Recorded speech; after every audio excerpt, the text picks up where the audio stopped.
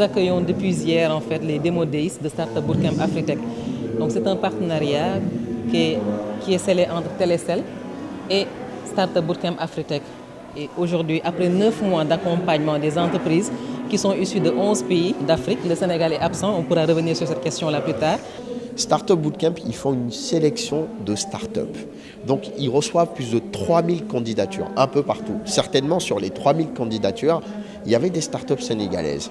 Mais sauf que eux, puisqu'ils sont corporate-based, ça veut dire que ils ont des partenaires qui sont des entreprises grandes qui, d'un côté, franchement, n'ont pas assez d'innovation, mais qui ont beaucoup de ressources. Et d'un autre côté, il y a les startups qui proposent de l'innovation, mais qui n'ont pas de ressources. Eux, au fait, ils sont entre les deux. Ils matchent les deux mondes.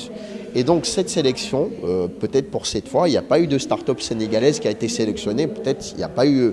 Mais il faut rappeler qu'en 2019, il y avait une start-up sénégalaise qui était Yobant Express. Cette année, il n'y en a pas eu. Mais bon, ça veut dire que peut-être prochainement ou l'année prochaine, on verra une start-up sénégalaise qui va émerger. Hier, la journée s'est passée entièrement en anglais.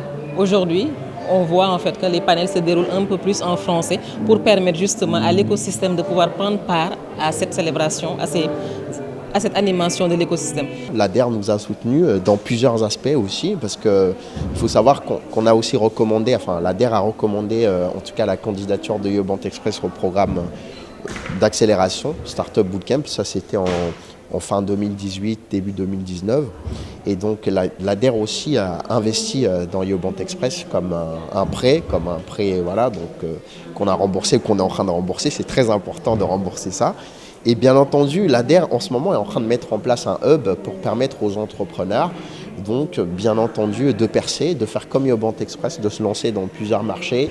Donc on a retenu, à l'initiative du délégué général à l'entrepreneuriat rapide, le ministre délégué général Papa Amadou Sarr, d'organiser en fait justement ces Demo Days au niveau du Sénégal, au niveau du campus de Dakar, qui est le DIEP, là où nous nous trouvons actuellement. Mais il ne s'agissait pas seulement d'avoir ces entreprises qui présentent. On a voulu réunir également les autres acteurs de l'écosystème. Et quand on parle des autres acteurs de l'écosystème, c'est justement des investisseurs dans un premier temps. C'est peut-être des entreprises qui sont elles-mêmes très bien positionnées. Et vous l'avez vu tout à l'heure, on avait le premier panel. Les entreprises qui avaient Wave, il y avait Yobant Express, on avait la compagnie InTouch qui était présente avec un modérateur qui était Gagné 2000. Donc tout de suite là, on enchaîne également avec un panel des investisseurs justement, parce que quand on parle d'entrepreneuriat, il faut des entreprises, il faut également des investisseurs, mais il y a également tout un environnement à mettre en place et ce sera le troisième panel. Qu'on a des talents, il suffit juste qu'il y ait encore plus de lumière et beaucoup plus de capitaux, en tout cas sur l'écosystème sénégalais, pour créer des champions locaux, des vrais champions.